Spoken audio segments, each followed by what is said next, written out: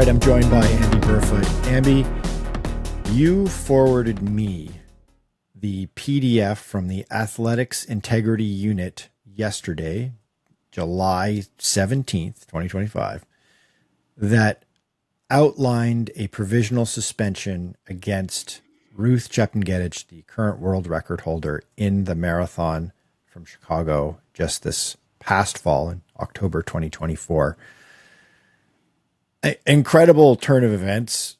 Shocking. I want to ask you right off the top, how did you find out about this, and what was your initial reaction to the announcement that she had been banned for doping related infractions? Michael, thanks for inviting me on to talk about this morning. It is so important and shocking, and will be going on for quite a long time, we can both be sure of. I didn't hear about it the way I would have expected to on somebody's social media account. I got an email from an old friend who's a former Nike executive, but he's, as skeptical of some things as you and I and others are. And he just simply sent me the PDF from the Athletes Integrity Unit. And I read it quickly. And I have to say, my first thought was, is this real or is it fake news? I mean, at this point in history, and especially AI history, people can no doubt produce fake PDFs faster than you and I can have a 59-second conversation. So then I searched the web, and while I found a couple of confirmations, it was really early on, and I was not totally sure. And as you know, when I forwarded the message to you, I said, I'm not sure about this. I think it's real news, but we better be sure before we go any further. Well, unless everybody's been wrong for the last 24 hours, it is real news now. It seems to be confirmed by many, many sources. How did I react? A couple of different ways. First, of course, I was one of those who said, yes, I know it. I knew 209 was not possible then, last October, and here is confirmation of that. She ran 209. Yes, we saw it, but she didn't run it in a manner that any of us would want her to run it. That is to say, legally, she used some kind of diuretic drugs to cover up something else, and we don't know that something else. So there was a little bit of I went out on the limb last October when I said this is not possible, and some people agreed with me, and a lot of people didn't agree with me because there was no evidence then. Now we've got evidence, so I'm a little bit relieved about that. It's shocking news to have a world record like that one, 209.56, essentially eliminated by this finding. Is terrible blow to all of us who love clean sport and clean marathoning. I have to say the slight slimmer of good news here is, guess what? They did catch an uncatchable. They got a world record holder who's won 3 Chicago marathons and some number of other marathons and podiums and world championships. They got one of the world's best athletes. And a lot of people said this would never happen. Now it's happened. I think we can feel good about that at the same time that we're sad about the entire history at this point.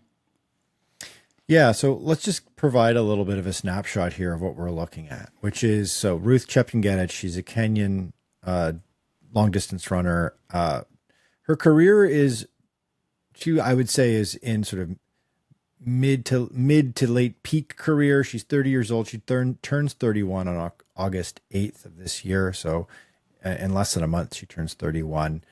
And she ran 209.56 in Chicago on October 13th, 2024. So that's a minute and 57 seconds. So nearly 2 minutes off the previous world record, which was set by Ethiopia's Tigist Assefa at the Berlin Marathon in 2023, which itself was a big shock to the running world.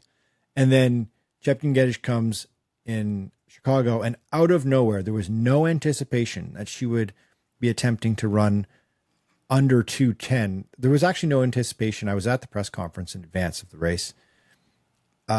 There was no anticipation that she was even going to go for the world record at that time. So it was very surprising when we were watching the race unfold that she was running so fast. And in fact, she was pacing sub 209 pace, so in the 208s for the first 10 kilometers of the Chicago Marathon, where she ultimately set the world record. So she's the only woman to ever run under 211. She's the only woman ever run under 210. And she's also, I should say, the sixth fastest all time on the half list. Although hilariously, her first half split in Chicago of 204, I believe it's 204.16, would have placed her 10th 104 in the half marathon. So there you go. So she was banned. So we'll go through a little timeline here in a second, but we should say the substance she was banned for was not a performance enhancing drug itself, but is a diuretic. It's known as, hopefully I don't butcher this here, Amby, but hydrochlorothiazide, or HCTZ. We'll call it HCTZ from here on in to make it easier for ourselves. But it's a diuretic. It's used to treat hypertension, which is basically high blood pressure. And how it works is it for doping purposes, and the reason why it's banned is because it's used as a masking agent. So it's used strategically to hide the fact that you've got something else in your system that is helping enhance your performance. And how it does this is it basically dilutes your urine. It makes you pee a lot, and it makes you flush a lot of sodium out of your body.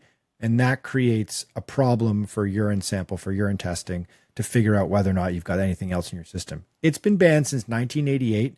It's well known as a banned substance. This isn't a scenario where she can plead ignorance and her camp can say, like, we didn't know. This is like a weird corner case drug. We were not aware it was on the ban list. This is a well-known banned substance.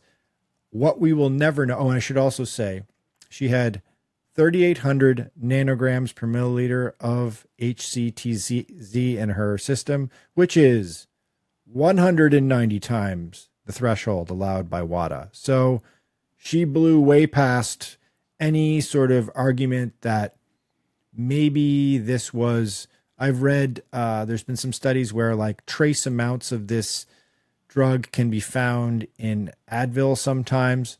This will not be the case. This is a pretty clear-cut example of her having a huge amount of this in her system for nefarious reasons. The question will be, will we ever find out what she was taking? Was it EPO? Was it steroids? Was it HGH to recover from something? Will we ever find that out? I think that's a valuable thing to ask. It's important to know these sorts of things. Who knows if we're going to find out? Okay. So let's go through a timeline here. I think a timeline creates a valuable understanding of all the questions that kind of get churned out of this incredible turn of events. So place to start is obviously October 13th, 2024. She runs 209.56 in Chicago. In the press conference afterwards, Amby, we should give credit to Robert Johnson of Let's Run, a controversial and divisive figure in athletics, no doubt, but also someone who's never been afraid to ask the tough questions. In the press conference after the race, he asked Chepngetich directly, what do you say to those who think that this performance is too good to be true and that, quote, you must be doping, end quote?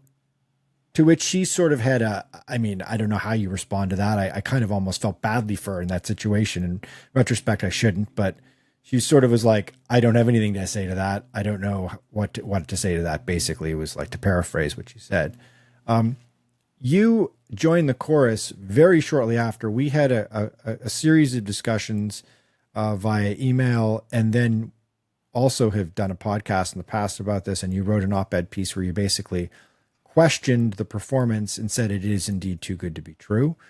That led to a huge brouhaha on the internet that pulled in everyone from Kenyan Parliament to Athletics Kenya. Even had to release a statement kind of shaming people like yourself and Robert Johnson of Let's Run and others who are critical of this whole situation.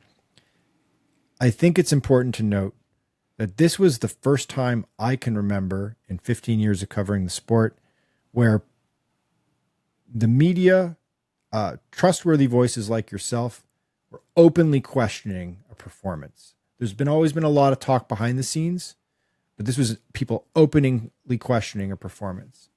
Okay, so I'll move on with the timeline here. November 4th, we should note she was a finalist, a World Athletics finalist for Out of Stadium Female Athlete of the Year. I will point out that she was not a finalist for Female Athlete of the Year, which I thought was weird, but anyway. December 1st, World Athletics ratifies her world record. So I have a question for you. I guess that would presume that she didn't fail any doping tests in Chicago, that her doping tests came back clean, that she was tested and that they came back clean in Chicago. It sounds right, correct? It sounds right. And I'm not sure that people like you and me actually know the entire protocol or methodology for ratifying a world record. You would assume that they would look at every single biological passport or other piece of evidence that they have to be absolutely sure that something is a clean world record. But it seems to me that all they're actually doing in many cases is saying, well, she passed the test in Chicago, she's good to go. This has raised the question now in the last 24 hours. Okay, things are not going too well for Ruth Chepngetich right now. But are they going to take away her world record? It's already been ratified. Can you take away a world record that has been ratified? I did look into that a little bit yesterday, and it appears to me that the answer is yes, you can. Oh, it wow. has Okay. it has been done in one previous case. My chair just broke. One previous case where a male Kenyan whose name was Ronex Kipruto, if I've got it right, set a world Yes. record in the 10,000 meters. That world record was taken away quite a few years later, 4 or 5 years later, when he failed a test. And then they opened up his biological passport, and then they looked at it really hard, and they decided that things were not kosher at the time, 3 or 4 years earlier, when he set the world record. So if they haven't looked into Ruth's biological passport at this point, they almost certainly will. And if they don't like what they see, and who knows how many times she's been tested or what's in there, it may be a lot of information. It may not be very much information. Every athlete is different in how many times they've been tested. So there is the possibility the world record could be taken away if they find some good reason, some good biological reason to do that now. But we're not going to know that in the next days or months, and I don't know if it could be years even as the process moves forward. Yeah, I mean, that's a great question. And I'd like to think that that the Athlete Integrity Unit, which we should say is the World Athletics governing body of the sport's anti-doping oversight organization. World Athletics has its own group because they've got their own set of specific problems. And by all accounts, a good organization that it probably could use a heck of a lot more funding, but has been doing the best with what they have in front of them. And they follow WADA, sort of the World Anti-Doping Agency's rules and regulations in place overall. So I would love to know if they are going to look at her biological passport. And I would love to know, again, transparency here would be a really great idea. Cynically, I doubt we'll ever get very much transparency. And in fairness, privacy is a factor in all of this because we're dealing with, I guess superficially, these are health-based records. But it would be wise for us to believe in the sport moving forward if World Athletics perhaps released some detailed information about this investigation at some point where they indicate how many times was she tested in and out of competition over, say, I don't know, the last 5 years. And what did her biological passport reveal? And has there been an issue? Has there been a weird spike? Has there been anomalies? I think that would be really important to divulge that information. Okay, so let's go on from December 2024 to the end of the year, December 31st, Chepngetich gets back on the road. She runs a 10K road race in Madrid. She runs 31:32, finishes second place. Kind of a pokey time. Her opening 10K in Chicago in the marathon split was 30:14. So a minute and change faster than the road 10K she ran at the end of the year in Madrid. But I will say that some people noted this and were critical of this at the time when that happened. Like, what's going on here? In fairness to her, sometimes, quite often actually, when a runner comes out of season and takes some time off, and then they sort of like go for a rust buster race to try to see if they can start to work back towards getting into shape, they don't perform nearly as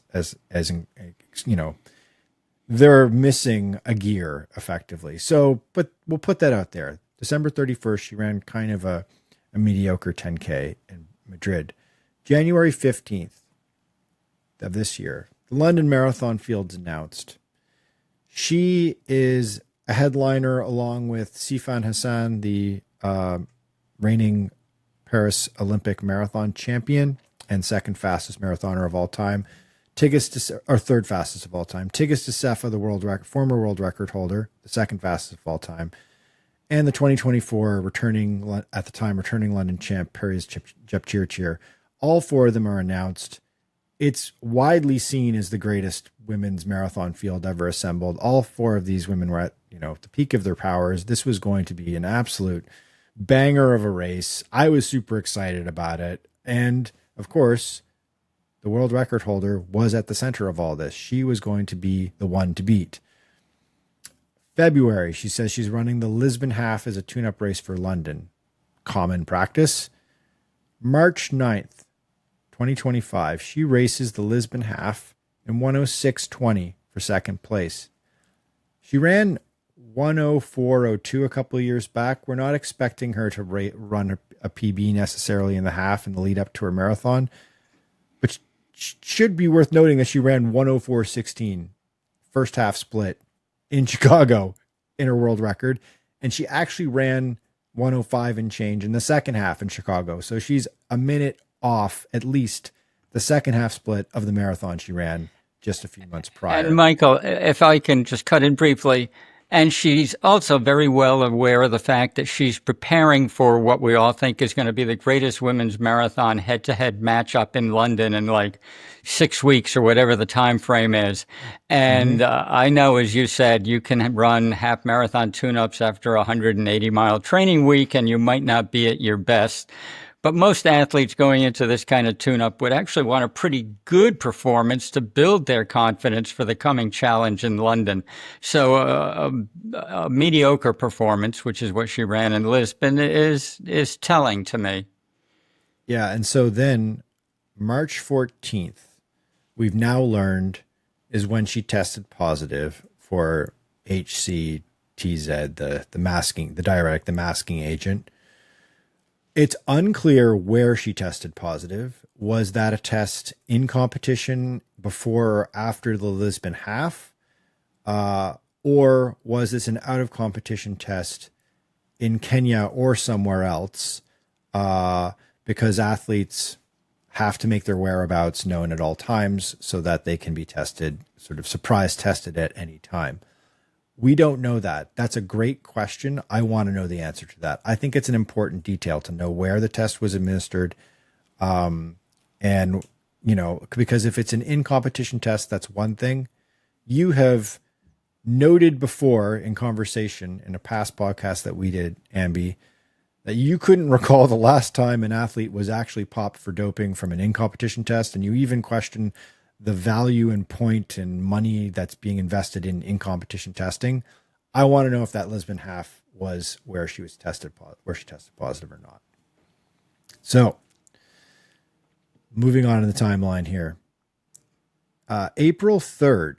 So there's a almost 3-week gap between when she tests positive and when it is reported to the athlete integrity unit. I want to know more about that.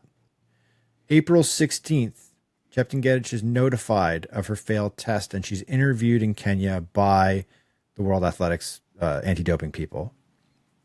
2 days later, she withdraws from the London Marathon, and she releases a statement through the London Marathon stating that she is not in the right place mentally or physically to race my best in London. That's a quote from her. I remember at the time thinking that that's kind of odd, that that's a bit fishy, that she's dropping out of this race and it's not a specific injury. There's something bigger going on here. I have to say, I don't know, Amby, what your reaction to that was when that happened, but I almost felt guilty because I was like, is this because of the added pressure and criticism and sort of like microscope that she's feeling after the Chicago performance, that she's like overwhelmed, that she's experiencing anxiety from having to like follow up that world record with something even greater? But we now learn that that was not the case, that it was because she knew that she was going to be suspended for doping. So, or she was effectively. So what happens here is she withdraws from London on the 18th. The very next day, she informs the Athletics Integrity Unit that she will voluntarily opt for a provisional suspension while they continue their investigation. So she is suspended before the London Marathon. Couple things to put in here in the timeline that will open some questioning later on for us. April 23rd, 4 days later, Nike announces Breaking 4. The big, huge marketing endeavor for them to fund and help the first woman in history, Faith Kipchoge, to attempt to run under 4 minutes in the mile. It's billed as a massive, massive push to help women's running overall and to bring the spotlight on an incredible female athlete in Faith Kipchoge. And I should also note Ruth Chepngetich is a Nike athlete. April 27th, the London Marathon takes place without Chepngetich. June 26th, the aforementioned Breaking 4 takes place in Paris. I was there to cover that. And Amby, I noted while I was there in Paris, there were a lot of athletes there. Ruth Chepngetich was not featured as a prominent female athlete that's a Nike athlete that represents what Nike was promoting in that event, which I think was a very noble event, an exciting event, an important event, a watershed moment.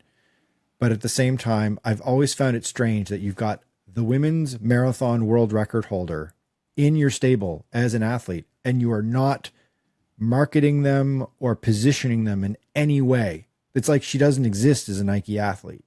So she was not in Paris, which I thought was odd.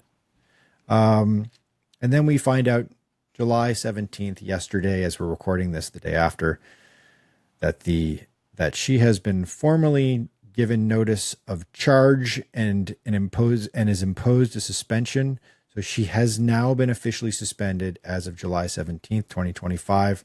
Generally, this suspension for a diuretic it gets you a 2-year ban at the minimum, 2 to 4 years usually. So we're looking at probably a 2-year ban, although she has the opportunity now to appeal and to provide further evidence to sort of argue against the suspension. Oh man, where do we go from here? I've got a question for you, Michael. Give you a chance to take a breath. So one of the things people said to me after Chepngetich's 209 in Chicago, when I wrote a skeptical article, was, Amby, you just wait until London and the spring marathon season, because now that 210 has been broken, as with Roger Bannister, après-moi le déluge, all these fast women are going to be running 210s and times like that. Yes, so right. Tell me, I'm not remembering, what was the winning time for the London Women's Marathon with this great field? And who else ran a 210 this spring in any spring marathon? I know you're asking sarcastically or rhetorically here because no one's come close, but I will give you an answer. Tigges Dissefa won the London Marathon this April in 2:15:50. I will note that the women's race in London this year did not have male pacers because they were going after a women's only world record. It's one of the weird distinctions in distance running that there is a what they call the mixed women's world record, which means that it's a record like Chepngetich's record where she had male pacers helping her along the entire way. And in the case of the London Marathon, there were no male pacers provided for the women in the race. So it was the women racing each other straight up, kind of like you see in a world championship or the Olympics. That said, they still only ran 2:15:50, and you can look at the fastest performances of all time, and there has been no movement since last fall. It's still Chepngetich far and away ahead of the number 2 all time, which is still that 2:11 by Tigges Safa, and then after that you have Sifan Hassan and so on and so forth. So, yeah, I think so. My questions from all of this. Speaking of questions here, it's got a lot of questions for a lot of people. The stakeholders in the sport, the gatekeepers in the sport, the powers that be, who are they, right? World Athletics, they're the oversight body. It's brands, Nike, other large brands that sponsor and empower these athletes, pay them a good amount of money, and position them as their top athletes when it's useful for them for marketing purposes. They're a very important player. Another important player I would say is the organizers of the World Marathon Majors races. So we're talking Chicago, London, New York, Boston, Berlin, and now Sydney. And then the overall organization of the Abbott World Marathon Majors, which is the sort of collective entity that represents all of them. And then I think the final piece of the gatekeeping puzzle here are this, and this is less known, is this group of power agents. It's like, I want to say 7 or 8 high profile agents who are mostly Italian or Dutch, who have incredible sway and power in East Africa, and who effectively handpick and elevate the athletes who become world-class athletes like Ruth Chepngetich. And I would say that group of gatekeepers in distance running, someone should be held to account for this. There needs to be more responsibility for this happening than merely punishing the athlete and trying to say she's the problem and nothing else here. Who do you think should be held responsible for this beyond just Chepngetich herself for putting a drug in her body? First of all, I agree with you. We're not going after athletes here. Athletes are not the problem. They're the players or the entertainers in our sport, but there are supposed to be some grown-ups who are in charge of the sport and setting responsible guidelines for this sport. And my big issue is, I don't know who's in charge. Where is the leader in this sport who's going to show up at a press conference today or tomorrow and say, listen, I'm in charge. The buck stops here. It's on my desk and I'm going to do something. We don't know who that person is. Seb Coe obviously has a huge role, but he's also got a huge organization because it's track and it's field and it's road running, and road running is perhaps the lesser part of it for Coe, even though it's a huge worldwide phenomenon. And then most of us, frankly, you and me and listeners of this podcast, we love track and field, and we particularly love the distance races in track and field, but we're mainly attracted and attuned to marathon running or distance running on the roads for ourselves and for the heroes that we all want to have in the sport. And so that leads me kind of directly to a group called Abbott World Marathon Majors, who does in fact have a CEO, but it's a person who, as far as I can tell, is virtually invisible to the sport and to the right. individual marathons, and isn't you know in who it fact. Is, so yeah, I know the name, but I don't know the person. I know the person is not out there in a visible way, and it's a female, is just not heading up this organization in a way that's doing anything about the doping problem. And each of the races, they have their own slants and their own problems. And most of them at one time or another have been unlucky enough to have one of their top finishers later fail a drug test like Ruth Chepngetich did. But there's been a predominance, unfortunately, of these people at the Chicago Marathon for whatever reason. I don't know if it's a bad roll of the dice or something else going on.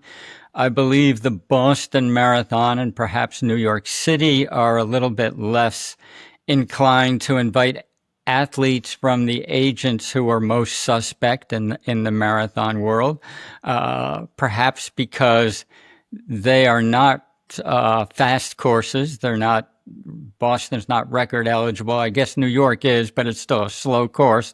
So they don't need and aren't going to have people running 2:02. So they don't have to pay or 2:10, the major bucks for those folks. They just go for the best they can get.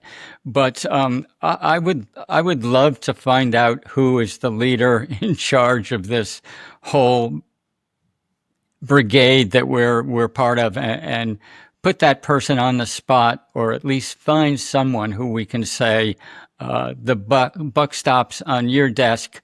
It's there right now. It's kind of exploding on your desk. What are you going to do about it? And I don't know where that person is. Nor do I. And I mean, obviously world marathon majors and other major marathons, they don't want dopers at their event, because what it does is it basically, for Chicago as an example. So Ruth Chepngetich has won Chicago 3 times. And presumably with that world record, they were going to position her as one of the major storylines going into 2025 with, her face all over those gigantic 10-foot banners you see down Michigan Avenue in the closing moments of the race, and all of the marketing materials, all of the stuff that's been printed up for this year's Chicago Marathon. And just overall, more importantly, as in terms of the legacy and the story of the Chicago Marathon and the value proposition of Chicago, it is really important for a race like Chicago to have these world records so that it can turn to all 40,000+ people that are going to run the race, and then the hundreds of thousands of people who are applying to run these sold out marathons right now, that this is a world record course. This is the fastest course in the world. If you want to run a PR, if you want to do your very best, if you want to qualify for Boston, if you want to qualify for the Boston Marathon, come here. We can prove how fast we are. It's a money proposition. It's a legacy proposition. I mean, short term, I'm thinking actually, I'd love to know when Chicago knew about this doping positive. Did the organizers of the Chicago Marathon know about this as of yesterday, like we found out, or did they find out about it earlier? My guess would be they found out about it earlier. And was it early enough so that they didn't have to print all these materials, so that this is not all just going to go into a landfill now? I don't know. TBD on that one. It's a very awkward scenario for Chicago to be in now, because basically it's wrecked the recent past. It is torn away at the fabric of their identity as a race in a big, big way. I'll say this, and this is something that maybe I wouldn't have said out loud even when we were debating Ruth Chepngetich's world record in October. I now look at Kelvin Kiptum's world record, which was also at Chicago, which was also an Alpha Fly 3 Nike Alpha Fly 3 shoes, which, for the longest time I thought to myself, well, it clearly must be the best shoe in the world because both world records have been run in it. This poisons the well. This makes me cynical about all incredible performances. It makes me wonder about Kiptum's performance as well as Chepngetich's. And that's a crappy thing to think, right? That's an awful thing to think. And I'm a fan of the sport, and it actually makes me angry to think that way. Well, Michael, also, yeah. I'm going to support you there. And this is because, like you, I'm a guy who's been around for a few years, and I'm a little bit cynical, but I think I'm cynical in a realistic way, or at least I try to be. Okay. Kiptum came out of nowhere. He had no prior history in the sport. He ripped 3 incredible marathons in a row, and then, of Fair course, enough. died in a tragic accident. Yeah. And he may have been just the most genetically gifted 42K runner we've ever seen, and was capable of running 2:01 on a medium day and 2 flat on a good day. Or maybe something else was going on that we just don't know about in that Yeah. brief And we'll never know. meteoric. Yeah. We will never know. And it stains us. It kills us to be skeptical about it. But, the guy doesn't have a 20-year career like Eliud Kipchoge or Bill Rogers, to go back to guys Sure. in my time. And my number one incriminating anecdote against Ruth Chepngetich when she ran 2:09 last year was she was a veteran marathoner. She was a serious marathoner. She was a world-class marathoner, as you've been pointing out correctly all along. She was in mid-career, and she was absolutely pegged as a really good, solid 2:14, 2:15 runner. And she had no good performances in a year or two before Chicago. And then at mid-career, when she's on a plateau, perhaps going backwards, she suddenly runs 5 minutes faster than what her standard has been for the last 7 or 8 years. That doesn't happen. It doesn't happen without something going on Yes. under the hood that shouldn't be there. Yeah. I think there needs to be a bigger investigation here. I think there needs to be an investigation to figure out the root cause of this particular scenario, because I've been thinking about this since first sort of digesting this suspension yesterday morning when you sent that email to me with the PDF of the suspension highlighted. I think this is the most damning doping suspension in athletics history since Ben Johnson in 1988, when he was caught doping in the aftermath of the Seoul Olympics in 1988 and winning that gold medal in that incredible moment in the 100-meter final. I think this is the worst stain or black mark, whatever analogy you want to use, on athletics since that moment in 1988. And I think that the fallout of this is significant. I think this really hurts women's running, really hurts it badly. I think this really hurts marathoning. I think this really poisons the well with trust in East African athletes and their performances. And East African athletes dominate distance running. So this damages distance running, maybe irreparably, for a generation. So I think this is the biggest doping scandal in 30 years almost.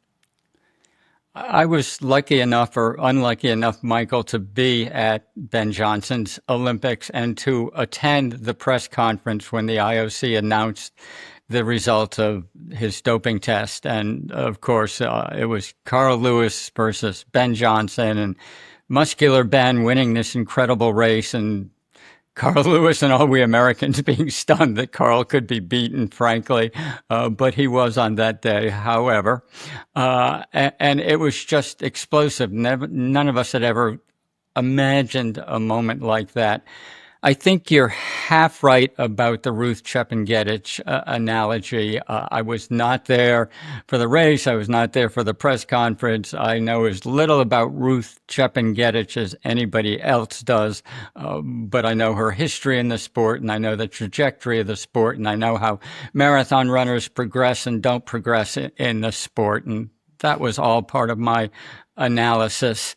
And it's terrible for all involved in marathon running when a star and a world record setter apparently, and a beacon of women's athletics at a time when women's athletics is long overdue getting some of the recognition it has deserved for the last 50, 60 and more years. It's a terrible, terrible shock when one of the queens, the anointed champions, is found to have been a cheater and a drug user. But I will say again, I think I said this earlier, that they got the big one. And the fact that they got the big one, which some people said could not happen, tells me that they are serious, that the World Athletics, SEBCO, and the AIU are serious about trying to test and follow up and get more data and more biological passport on these people. And I think that is a step in the right direction, even as the story of Ruth Chepngetich is a terrible story. Now, I want to tell one more anecdote, which I've mentioned in the past, but this is really, really important, and I will tell the story quickly. Last year at Joni Benoit's race in Maine, and of course Joni is our pristine, purest champion of all time. At her race, a young Kenyan who none of us have ever heard of flew over and won the race and passed the drug test and pocketed $10,000. And that was all fine because she did everything she was supposed to do. But guess what? Several days before she got on the plane in Kenya, AIU tested her, and they found EPO in her system. And so from this, I can only conclude that in competition testing, such as was done at Beach to Beacon, and I don't know what they do and how they do it, but she was the winner. I presume she was tested. I presume she passed what happened in Maine. But the athletes and their doctors and their agents, whoever's involved, have figured out how to beat the testing on race day. So the fact that a runner passes the test after running a 2:09 or any other race does not seem terribly important or significant anymore. We need a lot more history on these athletes, including what they were doing a week or a month before the big race. I would love to see a completely transparent system where World Marathon Majors announced all of their elite athletes 6 weeks before the competition and gave those names to AIU, and AIU went out and tested them out of competition 2 weeks before the actual race. I would have a lot more faith in that system than I do in the system that's in place now. Yeah, I should say, and we were talking about gatekeepers before and those responsible, we have not yet mentioned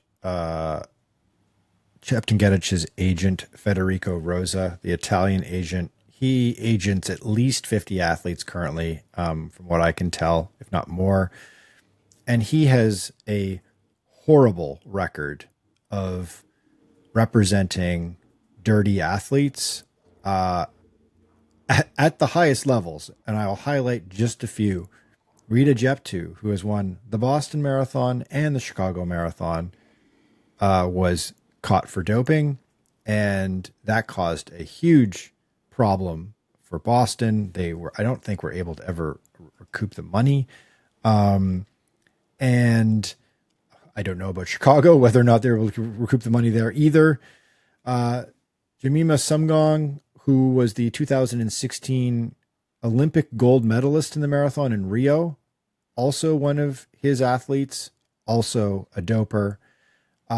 Her 3 training partners who won Paris in 2016 and then Paris in 2017, and then also the Tokyo Marathon in 2017, all 3 of them also dopers, as well as former world champ and former 1500 meter gold medalist Aspel Kiprop, who was also convicted of doping and banned from the sport for 4 years. I believe it was in 2018. Also a prominent Federico Rosa athlete. So my question is, what are you going to do about Federico Rosa? At some point, he can't just say, I don't know what the athletes do, or it was like, this is a one-off. He's got at least 7 athletes there, prominent athletes, who have wrecked the history books.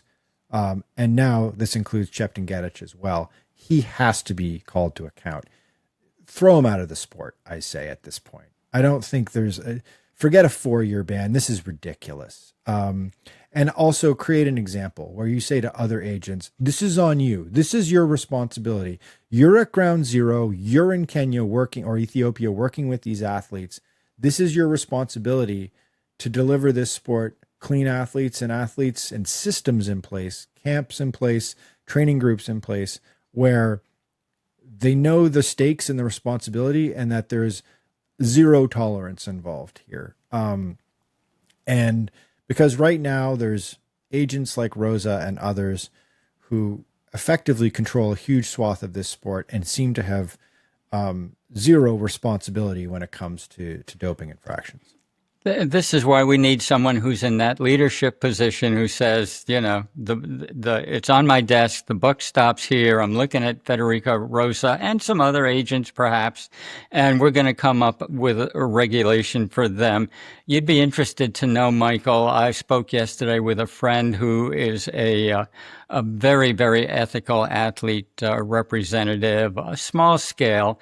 He told me Rosa has 200 athletes, and that my friend had a conversation with Rosa and said to him, well, why don't you kind of pare your numbers down and pay attention to what they're doing so you're not constantly in the doping headlines. And the response was something like, that doesn't work for my business model. I have no idea what that means, but well, then you shouldn't have a business model, would be my argument in response to that. Yes. And if you want to apply for the leadership in charge, you get my vote, Michael. And of course, the other thing is, when we have a Chepngetich, we don't know what's going to happen here. Is she going to lose her Chicago title and prize money or not? Is she going to lose 3 Chicago titles and prize money or not? Is she going to have her name stricken from the record books for the rest of recorded history or not? Well, you know, those are kind of, they're way out there ideas, but they're also reasonable, and they're very, very strong. If we want to put a stop to doping, that we should have strong regulation rules and enforcement of them. So somebody's got to fill this leadership role and grab this thing by the horns and wrestle it down. And it's been out there since Ben Johnson, no longer than Ben Johnson, since the East German and Russian state-sponsored doping. And we've done so many things so futilely through all these years. It's time for someone to really put the money behind this. And I know money is tough, and I know drug testing is very, very expensive, especially out of competition. But we need a system that catches people and penalizes them strongly. Yeah, I mean, just closing thought for me here is, in the aftermath of Chepngetich's world record in the fall, you know, there was obviously a great deal of skepticism turns out, you know, rightly so, from people like yourself and others. But the pushback was, and at the time, an interesting pushback was that perhaps women's distance running was evolving in a really extraordinary way, and that while there was a lot of science and research around men's distance running over the last number of years, and this is true, that sort of women's elite marathon running was making these big leaps and bounds, and that maybe we shouldn't be so cynical about this performance, because this performance could signal something new, a series of breakthroughs. There was a lot of talk about Chepngetich's use of pacing and drafting. She used a team of male pacers, guys she trains with men, and they paced her all the way nearly to the finish line, which we'd not really ever seen before. So the thought was, well, perhaps runners should start incorporating a more thoughtful pacing strategy, and like maybe we're not thinking about drag and the impact of headwinds and the psychological impact of not getting behind somebody and letting them do the work for you as being a huge performance enhancer, of a legal one. And then there was a lot of talk about, well, what is she doing in training? Maybe there's something interesting that she's doing in training that's never been done before. What is she doing with her fueling strategy? Perhaps Morton and these other incredible, fueling innovations have unlocked something for women's marathon running. And what about the shoes? You know, like the effect the super shoes have had on the sport over the last 6 or 7 years. And maybe this is this like final moment of a knock-on effect after 6 or 7 years of seeing someone like Chepngetich train through her prime in these incredible shoes. Maybe we're now seeing this massive jump in performance from that, and that, you know, the Nike shoe is clearly giving a huge boost to her performance as well. All that gets thrown out the window now. All that is, who knows? You know, we're back to the drawing board right now with all of that, which is a shame. We certainly don't know, except that we do know shoes make a difference, but they don't make enough difference for someone to run 209, and they don't make enough difference for a female miler to run a sub 4-minute mile at this point. Right. And I said that Kipchoge would have a chance if they put a Tesla truck in front of her and let her run behind that for 4 laps. That would be a perfect windbreak. But I'm not sure that we do women's sports and athletics any favor by believing in magical realism or impossible goals. I don't think we do. I think women are making tremendous progress in this sport. Personally, I'm going to defend myself here. I've always been a huge supporter of women's running, and I have the book to my credit, The Pioneers of Women's Running, to prove that about all the greats who set the path that is being followed today. But, I mean, if Ruth Chepngetich was in fact a 209 marathoner, that would not be a good thing. It would mean no other woman should bother running marathons because you're going to finish 3 minutes behind her. And the same for Kipchoge. If she can run 3:59 in the mile, then every other middle distance runner should move up to the Western States 100 because you're never going to be close to her in a mile. So let's get totally behind women. Let's support everything they do, but let's not be crazy in what we think about women's potential. It's not unlimited, but it can go far beyond where we are now. But it can't go into areas that are magical, because track and field running is not a magical sport. There's a distance, there's a watch, and you can only go so fast from point A to point B. There are about 29 trillion runners who have run every distance before you, and the data about how fast those distances can be covered is really, really precise, and big leaps forward are highly suspicious. I'm sorry, but they are. So to close this off, have you given any thought to, and do you have any recommendations for kind of where we go from here as a sport? Because I think that this now is a giant mess to clean up that I fear all the powers that be that we have just listed off are going to kind of want to sweep it under the rug as just another Kenyan doping infraction, and that it's been resolved and we're going to move on and everyone's going to be happily ever after. And let's just go to the sold out World Marathon Major races in the fall and everyone's making money and brands are selling shoes, and to hell with the integrity of the elite end of the sport. How do we make sure that that does not happen?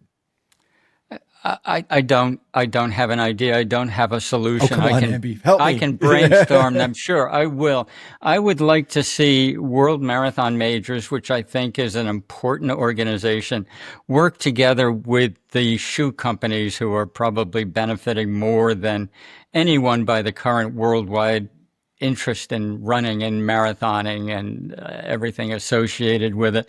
They've got to create an organization or a person or an office or fund a system that has power over World Marathon Majors and other marathons that want to be included in the group, even though they don't get a silver star or whatever it is.